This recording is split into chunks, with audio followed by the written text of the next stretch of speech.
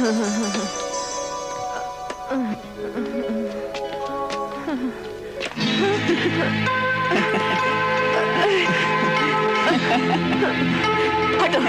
हटो यहाँ से। रास्ता छोड़ो। कैसे छोड़ दें? तुम्हारी इस डलिया से बड़ी दिव्य सुगंध आ रही है। क्या छिपा रखा है इसमें? ये तुम्हारे काम का नहीं है। हटो। अरे सुंदरी, तुम्हें इतना क्रोध शोभा नहीं देता। कौन हो तुम सुंदरी, जो इतने क्रोध में भी इतनी सुंदर लग रही हो? बोलो ना सुंदरी, कौन हो तुम?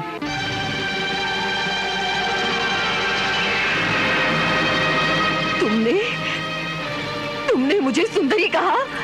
मुझे? हाँ। पहले ये बताओ कि कौन हो तुम निर्दयी,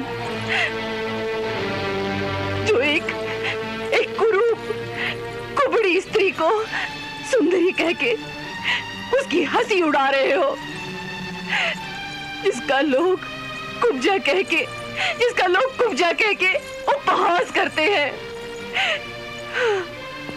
जो लोगों के तानों से दुखी होकर अकेली छिप कर सूनी गलियों से जाती है, ताकि ये घृणित शब्द बार बार मुझे न सुनना पड़े। फिर भी किसी न किसी घर से, कहीं न कहीं से ये व्यंग्यवाड़ तो आ ही जाता है। ये व्यंग्यवाड़ तो आ ही जाता है कि देखो, वो कुब्जा जा रही है। उनके तानों से दुखी होती हूँ, उनके उपहास को सह लेती हूँ, क्योंकि ये सत्य है कि मैं कुब्जा हूँ। परंतु ऐसा क्रूर उपहास किसी ने कभी मुझसे नहीं किया जो तुमने मुझे सुंदरी कह के किया है।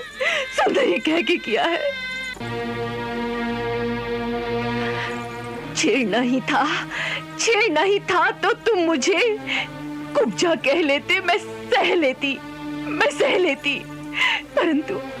परंतु ऐसा शब्द कहकर तुमने मेरे हृदय पर घाव कर दिया है।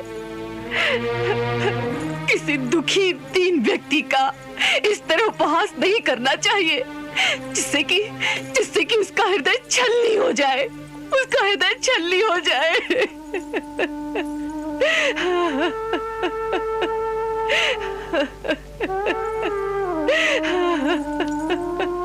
मैंने हंसी तो नहीं उड़ाई सुंदरी,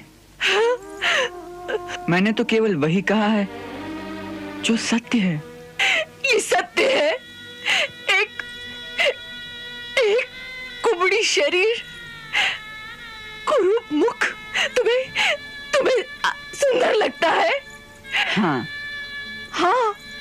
देवी, मैं किसी के शरीर को कभी नहीं देखता, मैं तो केवल आत्मा देखता हूँ। तुम्हारे अंदर जो सुंदर आत्मा है उसे लोग नहीं देख सकते, परंतु मैं तुम्हारी वो परम सुंदर आत्मा देख रहा हूं, इसीलिए तुम्हें सुंदरी कहा मैंने।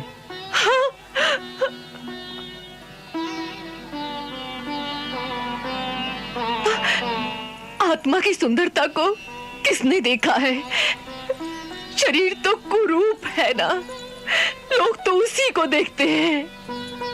शरीर की कुरूपता और सुंदरता प्राणी के अपने कर्मों के अनुसार होती है, ये सदा नहीं रहती। ना ही सुंदरता सदा रहती है और ना ही कुरूपता सदा रहती है। बुढ़ापे में एक सुंदर शरीर भी मुरझा जाता है। जब कर्मों का समय बदलता है और पुण्य कर्म उदय होते हैं, तब एक कुरूप शरीर भी कमल की भांति सुंदर लगने लगता है। मैं वही देख रहा हूं। तुम्हारी कुरूपता के अंत का समय आ गया है देवी। जिस श्राप के कारण तुम्हें ये कुबड़ा शरीर प्राप्त हुआ था, उस श्राप की अवधि समाप्त हो गई है। हमारा विश्वास करो सुंदरी। फिर वही। तनिक स्थिर रहो, हम अभी दिखाते हैं। अरे अरे ये क्या कर रहे हो?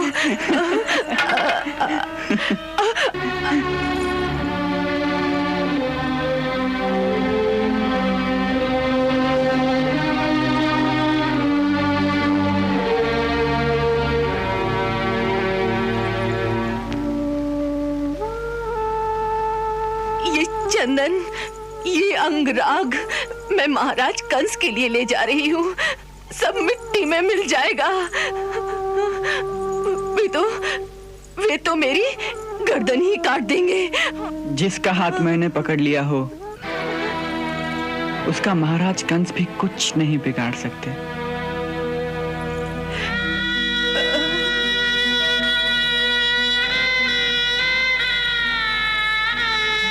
हमारा विश्वास करो सुंदरी। हमारे पास आ गई हो तो आप कंस के पास जाना नहीं होगा। यदि इस अंगराग का डर है तो ये डलिया हमें दे दो, अब इसका सेवन हम करेंगे।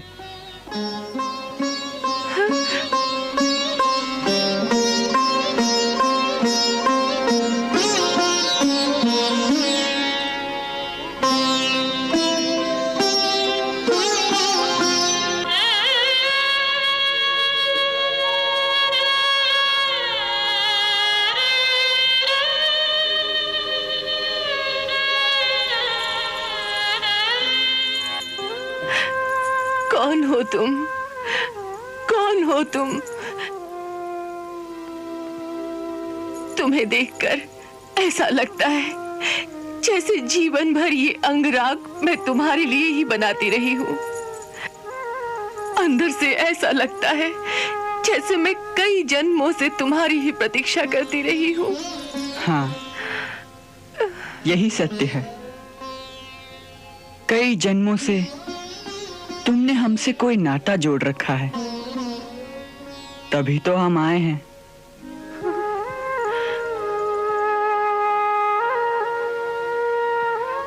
मैं जानती नहीं हूं कि तुम कौन हो, परंतु आत्मा के अंदर से कोई आवाज दे रहा है कि ये चंदन, ये अंगराग तो क्या है पगली। अपना सर्वस्व इनके चरणों में समर्पण कर दे। यही तेरा सर्वस्व है, यही तेरा सर्वस्व है। ले लो प्रभु, ये सर्वस्व तुम्हारा ही है। नहीं नहीं नहीं नहीं, ऐसे नहीं दूंगी। जी चाहता है आज मैं अपने हाथ से तुम्हारे शरीर पर इस अंगराग का लेप करूं। जिस प्रकार आज तक मैं उस पापी के शरीर पर लेप करती आ रही हूं, उसी प्रकार आज तुम्हारे अंगों को इस अंगराग से सुवासित कर दूं। चलो प्रभु, चलो मेरी कुटिया पर, चलो प्रभु। इस दासी को एक सेवा का अवसर दो प्रभु।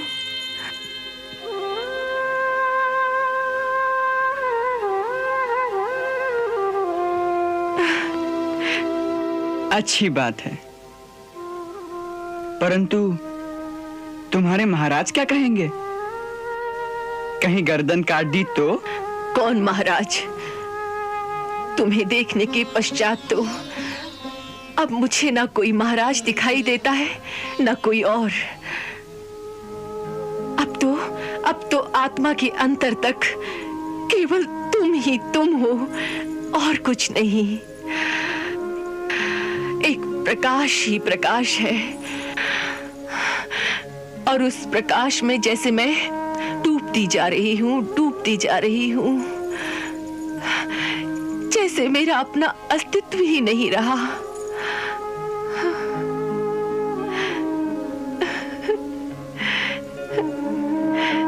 प्रभु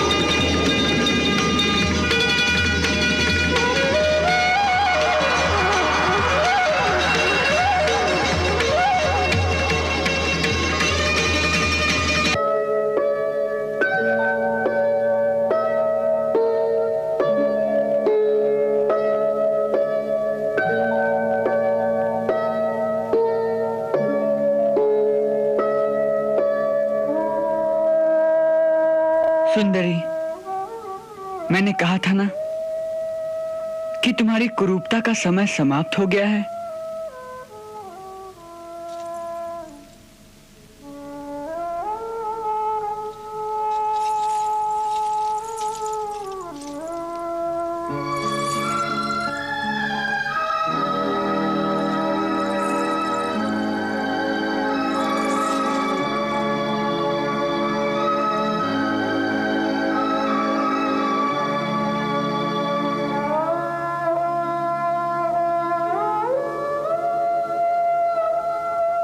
बोलो, क्या चाहिए?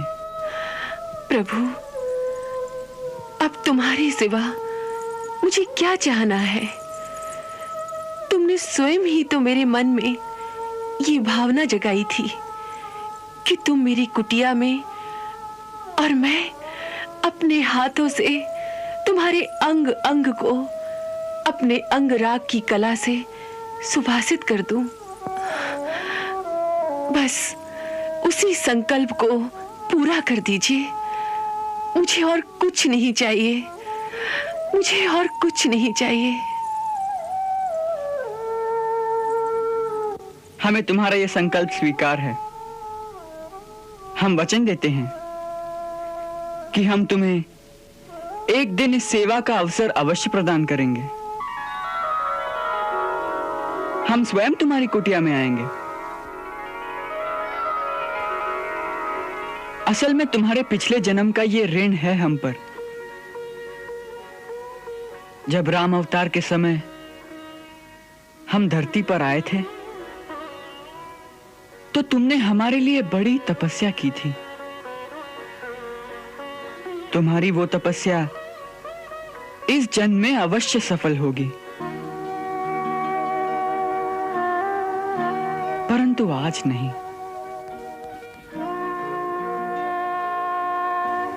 आज नहीं तो कोई बात नहीं। जब मैंने इतने जन्मों तक प्रतीक्षा की है, तब मैं इस जन्म में भी आज से अपनी कुटिया में बैठी इन चरणों की प्रतीक्षा करूंगी।